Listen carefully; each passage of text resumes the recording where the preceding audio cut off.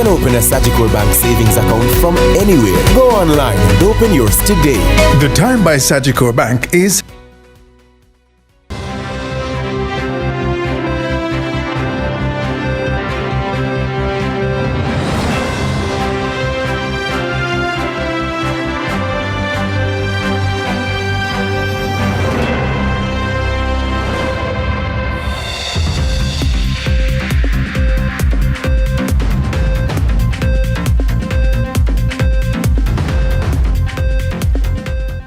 Tonight in CVM News, fake cops robbing people? Police kill 3 in St. James and are hot on the heels of other suspects. Here we go again. Firefighters battle Riverton blaze for over 16 hours. And new Caricom chair pledges humanitarian aid for Cuba amid internal tensions. In traditional flavors, Chris Kitchen, takeout only. While in the business report, Realtors Association of Jamaica leaders in real estate breakfast part 2, and later in sports, Bahamas beat Jamaica to snap 5-game losing streak in FIBA Americas qualifiers.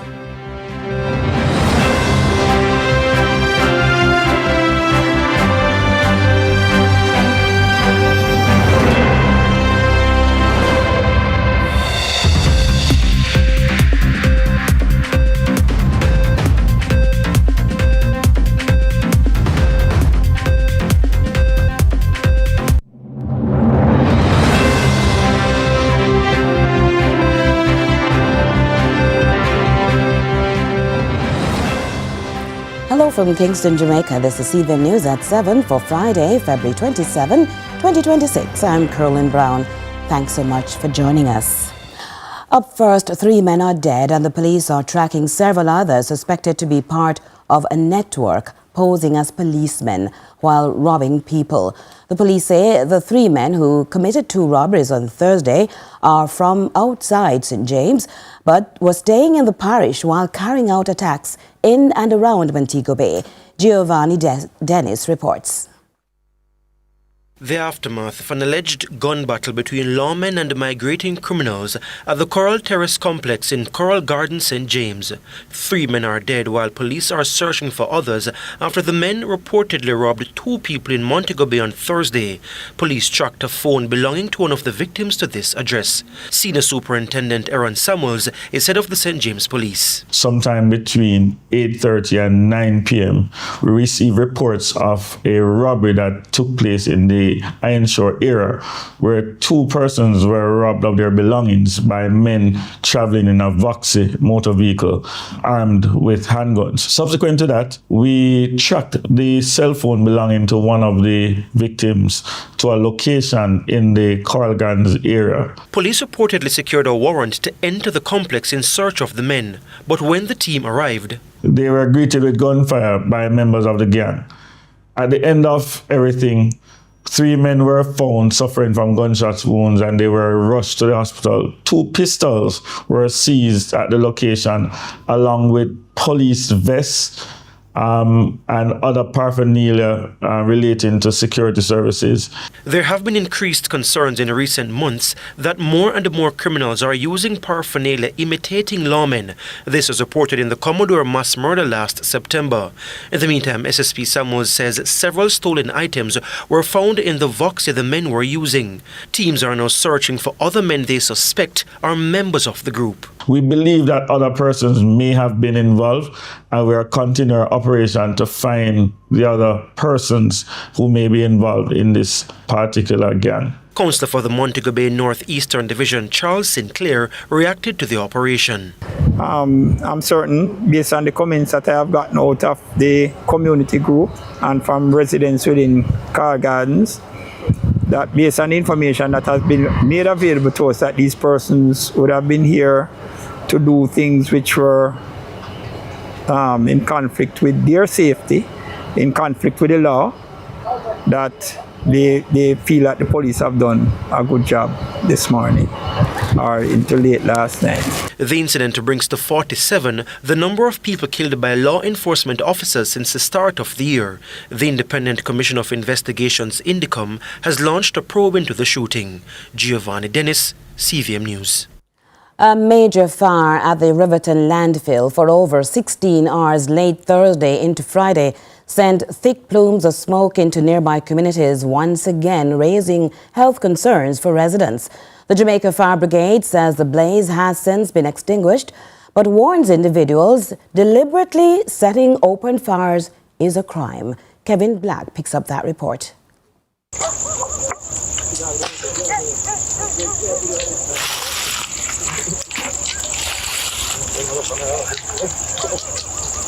Thursday night, sometime after 10 p.m., firefighters battling this blaze at the Riverton landfill, an all too familiar scene. There are concerns after the massive fire burned for hours, sending thick plumes of smoke into several nearby communities. According to head of the Jamaica Fire Brigade's Kingston and St. Andrew Division, Senior Superintendent Patrick Gooden, the blaze was reported shortly after 10 o'clock Thursday night. He told our news team that firefighters remained on scene well into Friday afternoon, continuing efforts to contain and fully extinguish the flames. We received a call at approximately 10:14 p.m. last night, and 2 units initially responded to the call. On their arrival at the location, they recognized that a substantial portion of the landfill was on fire.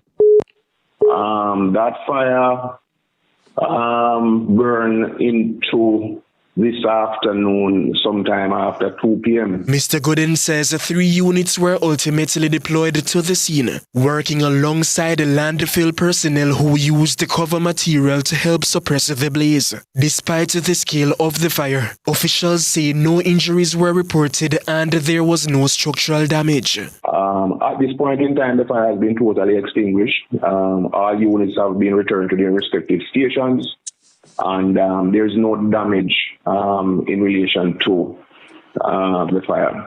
At a point in time, there was heavy smoke covering a section of the surrounding communities, but as the day progresses and the firefighting operation was in progress, it significantly reduces that high level of smog that was affecting the community to the point where it no longer exists at this point in time. At one point, heavy smoke blanketed sections of nearby communities, raising concerns about residents and business operators in the area. There are also reports the fire may have been deliberately set, something Senior Superintendent Gooden says remains unproven at the time.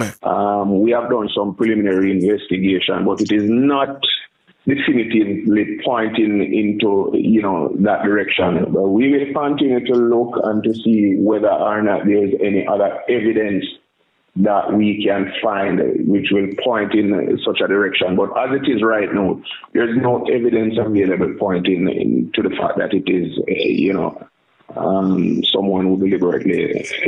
Well, if there's any evidence pointing to an individual or individuals who would have been culpable in lighting such fire, we would just want to inform them to desist from doing so because it is a criminal offense. Kevin Black reporting for CVM News. And still on fires, police in Lucy are probing possible arson after a fire at the transport centre in the town Thursday destroyed a shop and a bar. Crystal Williams reports. This is Everald McNeil, the owner of a bar in Lucy, Hanover, who was at home when he was alerted and asked if he heard of the shops burning down in the area. He shares what he saw when he went to check on his establishment. First thing I saw the back door open, and I look inside, I saw everything inside burn out. So I don't know what caused the fire, if it's someone light it or what, I don't know. But it all burned down. Though he says he is unsure of the fire's origin, he shares that this is not a first-time occurrence. Just what them light, this one aside like this and the one next door over there, so, and them all burned down. So in case about 6 months time, a lot of burning going inside our place here. So we don't know what really are going on. The shop owner shares that he had just restocked his merchandise and that Hurricane Melissa had somewhat stalled his sales. There wasn't even a lot of damage, even the hurricanes that even make it even worse. So you have stuff what did there before, then you have in addition to some stuff whenever sell, because due to the hurricane there weren't a lot of sales in the December era, so you have those. It was a lot.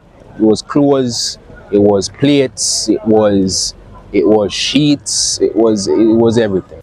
No lives were lost, but livelihoods were. This was the sentiment of Member of Parliament for Hanover Weston, Heather Miller-Bennett, as she committed to offering support to the affected families in the company of Councillor of the Lucy Division, Brian Chambers. Councillor Chambers expressed his disappointment in the loss of not just one but two connected business places within the market of the centre, especially after the hurricane the division just braved. He believes it may have been a targeted operation. It is really a strange sight that two shops caught fire. Both of them are not beside each other. They are chains apart. So to me, it seems like there is some kind of arson system happening in our parish or in the market, because it is not the first nor the second time that we have had fires shops being lit in the market. The opinion of Councillor Chambers is not unpopular. Acting Assistant Superintendent Emilia Somerville, officer in charge of the Hanover Fire Department, is aware that community sources believe it to be an act of arson, potentially out of retaliation. However, investigations have not yet been completed. Well, if you keep your ear on the ground, then you will have heard things. Persons are saying it is reprisal. The word underground, it would appear that it is arson. However, our investigations are ongoing, so we cannot say at this time. Crystal Williams reporting for CVM News. To this follow-up now, the flood waters have receded in Content, Manchester, but the hardship remains. Hurricane Melissa pushed rain to devastating levels, submerging homes and destroying belongings despite residents' desperate efforts to protect what they could. Now, they say they are still waiting on government assistance as they struggle to rebuild. Our reporter Crystal Williams is also here with more from that community. Crystal? Thanks, Caroline. Speaking at one of the Hurricane Melissa press briefings in November, head of the Water Resource Authority, Peter Clark, advised on the causes of floods in Content. He explained that the underground sinkholes that usually help to drain the roadway were at capacity, hence the excess in flood waters. Months after this experience, we take a look at how Content natives are trying their best to move on. This is what Content Manchester looked like for weeks after Hurricane Melissa. Water from the nearby aquifer rose to unprecedented levels, forcing community members to evacuate. The area became somewhat of a tourist hotspot in the weeks following the storm's passage, as visitors sought to get a glimpse of rooftops. Months later, although the water has receded, evidence of what happened remain. They are etched in memory and on every building that was flooded. Evidence on the outside and inside too. I don't know.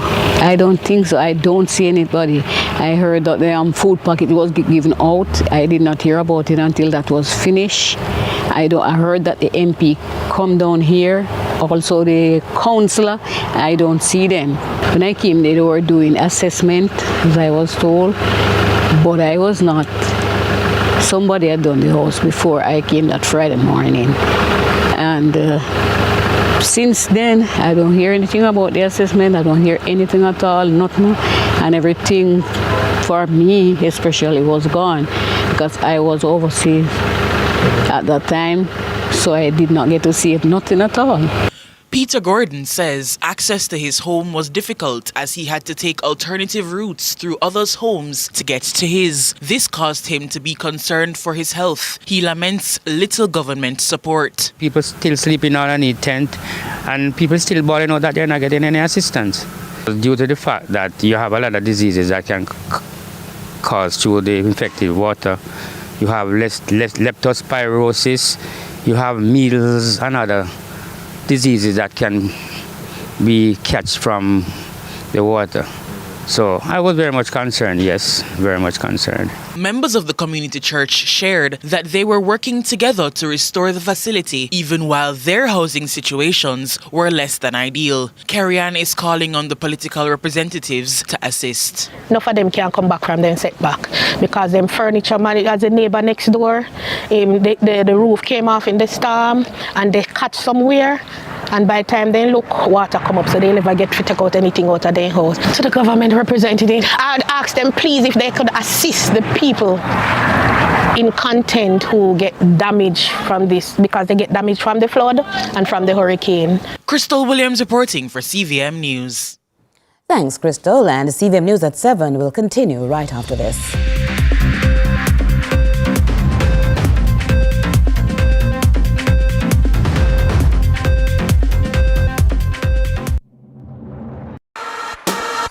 This is Flow, Jamaica's fastest mobile network, as verified by Ookla. It's the result of a complete network rebuild, with more power backup to reduce outages and satellite backup for greater mobile stability. You can even make regular calls using Wi-Fi. Welcome to our new era of connectivity, and we're not stopping there. This is Flow, Jamaica's network. Tune in to Lead Story, weekdays at 6 p.m. Hosted by Jody Ann Quarry.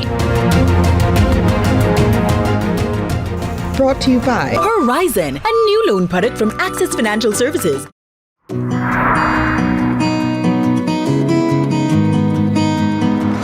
know, some days are harder than others, but we have to do our part. You like porridge? We're in this together. Morning, nurse. Thank you for what you do every day. Come in, nurse. Our bone of fear.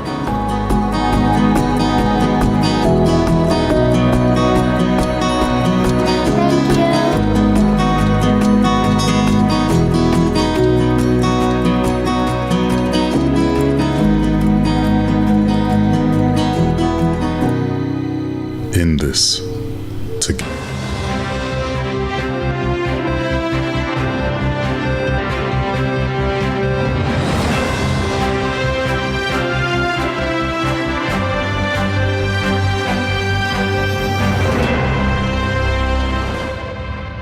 And we welcome you back with this quote. Caricom is not experiencing any levels of fragmentation. A declaration from new chairman of Caricom, Dr. Terence Drew, amid growing tensions between regional leaders and the Prime Minister of Trinidad and Tobago, Kamla Prasad Biseso. Now, the strain is being driven by ongoing U.S. oil blockade on Cuba and Venezuela, an issue in which Caricom leaders remain divided. As Amoy Harriet reports, Caricom says it will be offering humanitarian aid to Cuba. Prime Minister of Trinidad and Tobago, Kamla Prasad Biseso, at the opening of the 50th regular meeting of Caricom heads of government in St. Kitts earlier this week. And so I ask, why do some Caricom governments and political parties believe that they and their parties and their supporters should have the right to contest democratic elections to choose them as leaders, where the Cuban citizens have no right to free and fair election?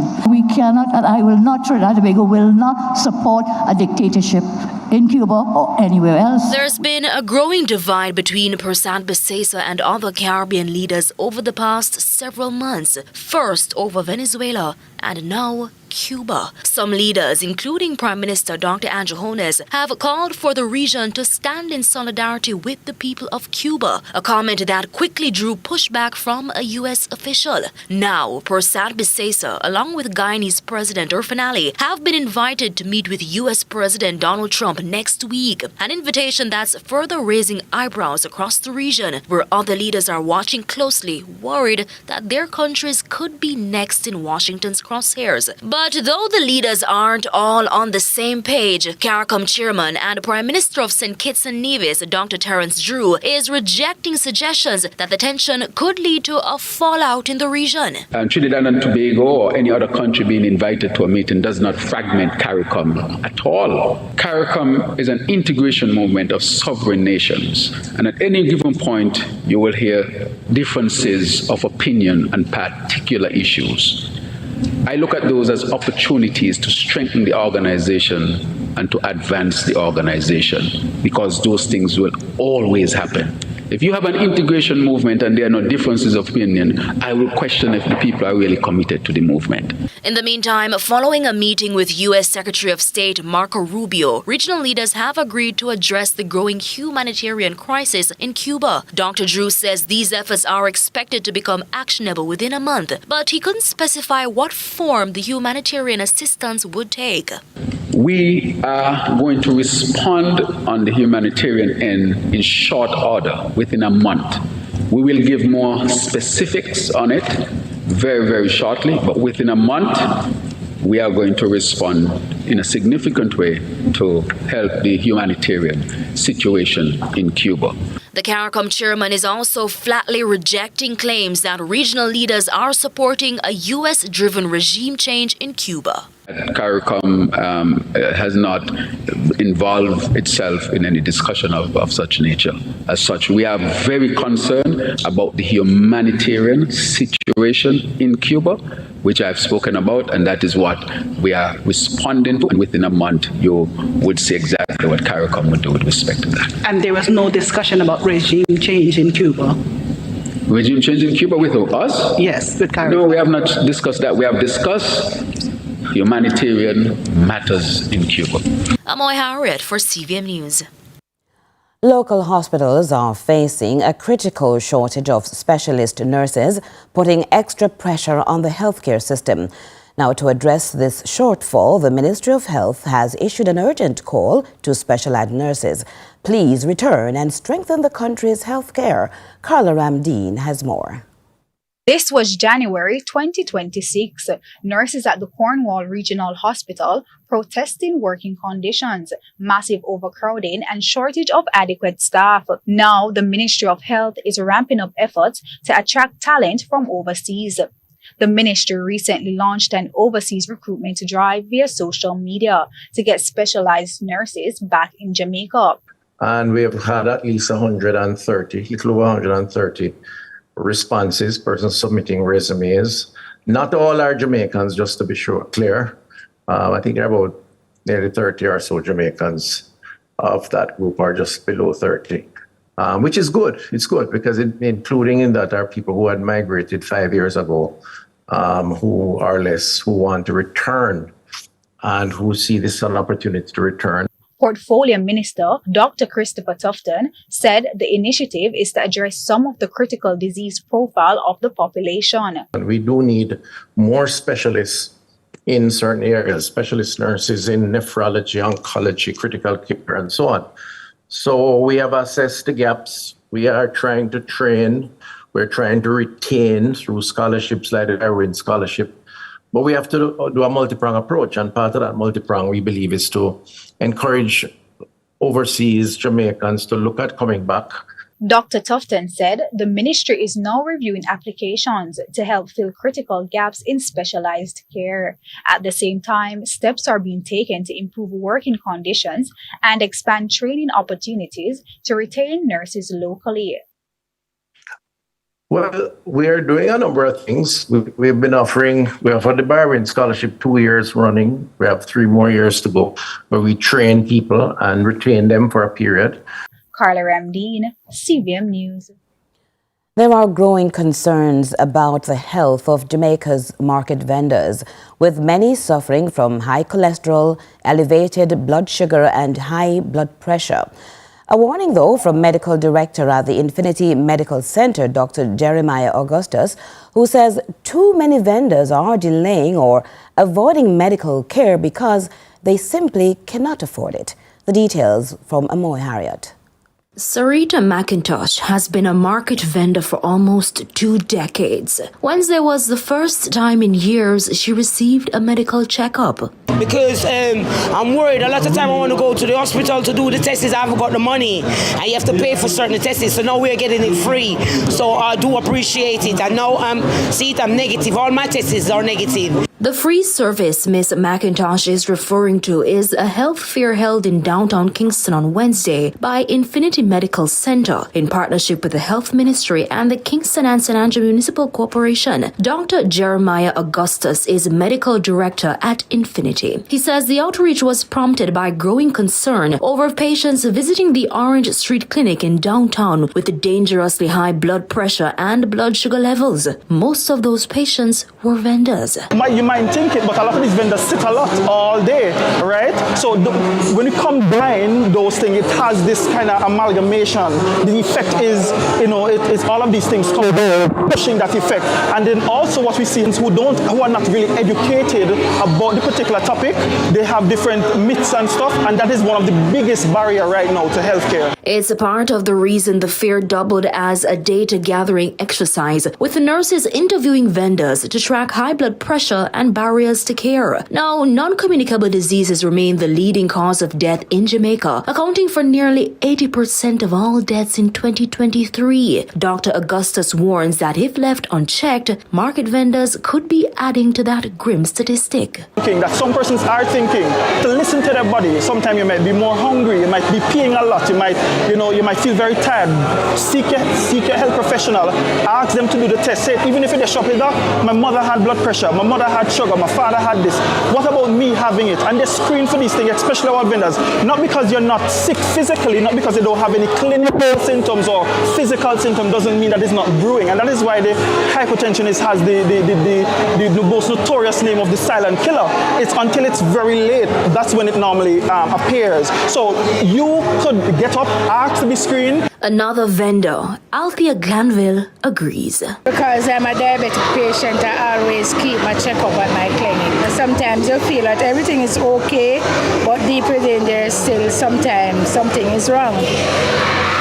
You might have an underlying sickness and you're not aware of it. Amoy Harriet for CVM News.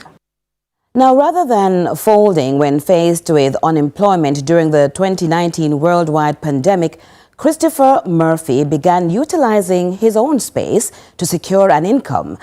He has a brand now, he employs others, and he is a big part of the heartbeat of his community and the country's local food chain. It's time for traditional flavors.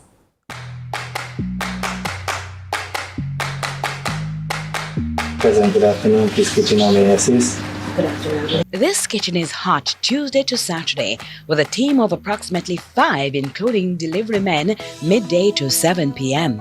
I will do a little bit of Chinese, which is a Chinese dish, sweet and sour. So we have Italian dishes is the pasta. The Jamaican dishes is my oxtail, my fried chicken, the seafood, which is the seafood boil. And that's one of the best salads, so people love the seafood boil. I have a steamed fish, a curry shrimp. So there's just a wide variety. So I'm putting on my apron and I'm joining Chris in his kitchen. It's a home-based kitchen. So I'm just getting ready to join him in the kitchen. And he's going to be cooking up something quick and easy. So I'm gonna look for the meat lovers fried rice sooner right now. So I'm gonna have a certain amount of shrimp going on it. So I get the shrimp, the bad dog sachets. I'm gonna use like half. So what you call it again? The meat lovers fried rice. I mean name it that because normally I have a Chinese name called for them fried rice, the special fried rice. So mine, just to give it my own twist, my own name and everything, I call it the meat lovers fried rice. It's one of the best sellers. So that's how we bad dog. Yeah, this is the bad dog sachets. Why you choose bad dog? The flavor, the texture, everything will come with. So I just rather work with that. Cause you have many other sachets, but the bad dog one, it hit the spot. I think it's kind of local too, you know? Yeah, it's from CV. Aye. And then we have shrimp. Yeah, so this is a shrimp. This is where Chef Chris takes his credit, adding veggies like cabbage and carrot. Of course, there's a good upscotchy and garlic. Alright, may I forget anything? Oh, some scallion. Also. The green part, Chris, or just any part? Any part. Once you mince up your scallion, so that's it. So the only thing left for going at this now is just the, it has egg in it too. So it's an option. If you don't want an egg, that's fine. for egg going on it too. And as I said, meat lovers, so I also add chicken. And this is where I tell you that Chris's Kitchen is a takeout only. Ministry of Health come here and them give me even have my establishment license. All my workers have them food anglers. I have my food anglers. The kitchen is clean every Monday. You know, as you can see the condition. And it's not easy when you do industrial cooking, it's not easy to have a kitchen looking like that. As you can see, it's white tile. So have a power wash down in here, keep the place as clean as possible. You know, but everybody have them. I don't hire people without food anglers because it's very, very critical and it's very serious. As serious as filling each customer's order as quickly as possible. So this not a salty night or nothing like that. No. So basically that it's ready. Just beat it to take out any form of lumps to the rice.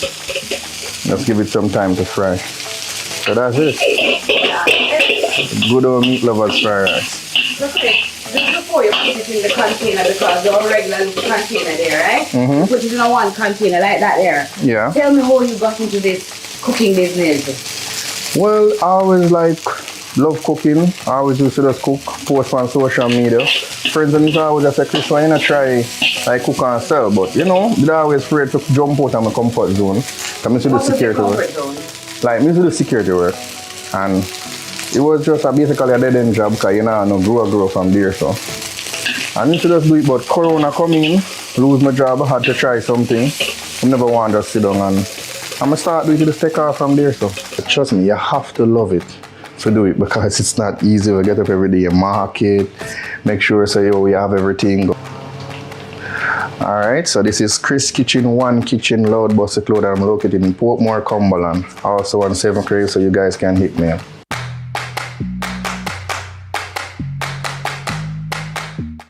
CVM News at 7. We'll be right back.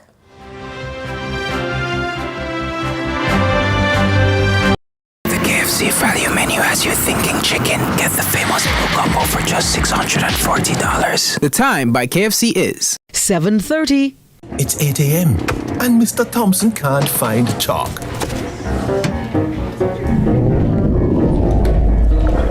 Or his dignity. Is white squalid? Meanwhile, on site, error, a mash-up concrete. Or so it seems. Wait, I can't embellish that. It's almost that time for Ashley's belly to clock out.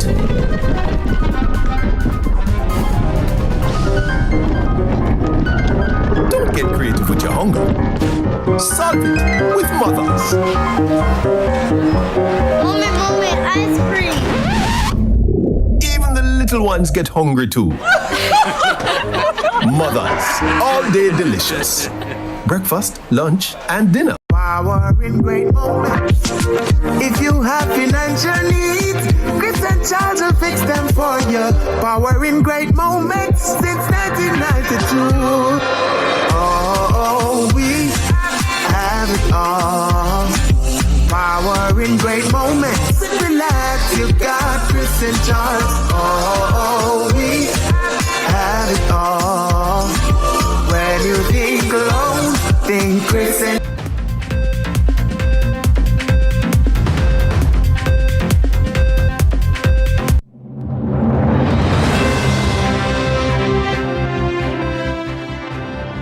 Thanks for staying with us. It's time now for the Business Report with Joel Crosskill.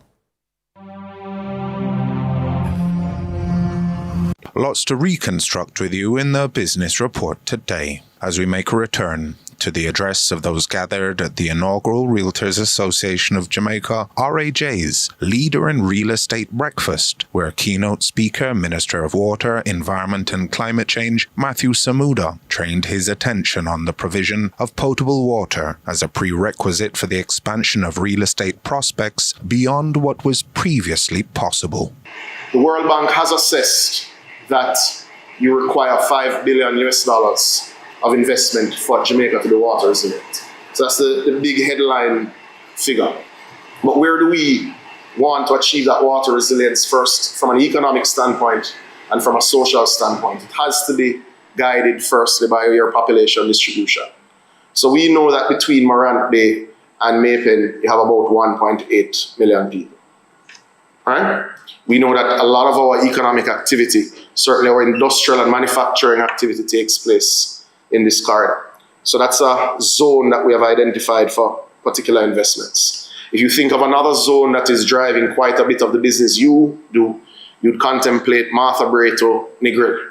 You'd also, similarly looking at another zone, contemplate Martha Brae all the way to Port Maria. So we have the country divided in zones in terms of how we're going to invest and why we're going to invest in particular infrastructure in those spaces. The distribution of water is expected to lead to a proliferation of new construction. However, Minister Samuda reminds that the emergence of the Jamaica Systemic Risk Assessment Tool, a technology that amalgamates key data points for exposure to climate risk, will increasingly become a key component for the strategic advancement of the sector. The system allows you to calculate with this air pressure, with this wind level, with this rainfall, with this sort of storm surge, where will flood waters reach? What height will it be? Which bridges are at risk? Which roads are at risk?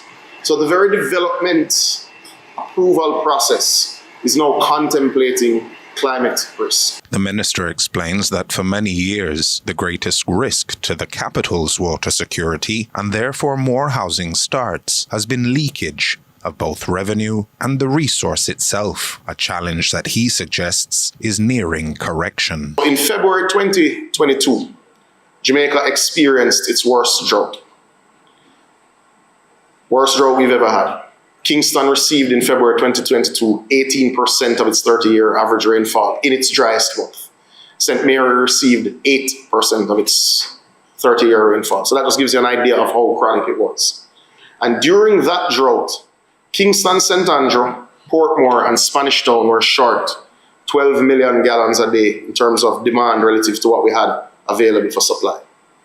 The plant that we're building in Content St. Catherine will supply to these areas 15 million gallons a day starting May 2027.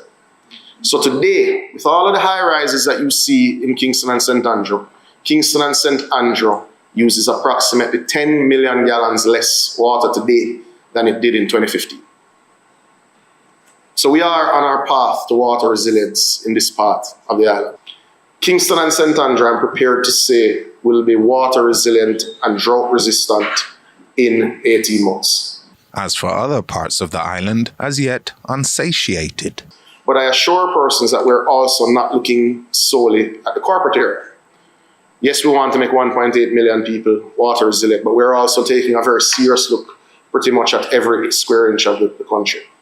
Right now, not next year, not the year after, we have already commenced the investment in the Western Water Resilience Program. Think of it as, I'd say, from the center, the north central part of the island being Runaway Bay, St. Anne's Bay, all the way around to Savannah Lamar. That's how we've broken up that zone. Right now, we have already ordered pipes that will come in June that will change the entire distribution main from Martha Brae all the way to the west end of Negril at a cost of 28 billion Jamaican dollars, the single largest investment that has been made in the last 40 years, other than the Yalas pipeline in the water distribution system. So for all of those who are frustrated in Montego Bay, we assure them that the investment is already being made. We've made the deposits on the pipes and they come in the first week of June. Potentially unlocking growth from a trickle to a torrent. The development trajectory of Jamaica looks like that, pre and post Melissa. But we are making the investments from the government perspective that allow you to also invest. We are making the investments that allow you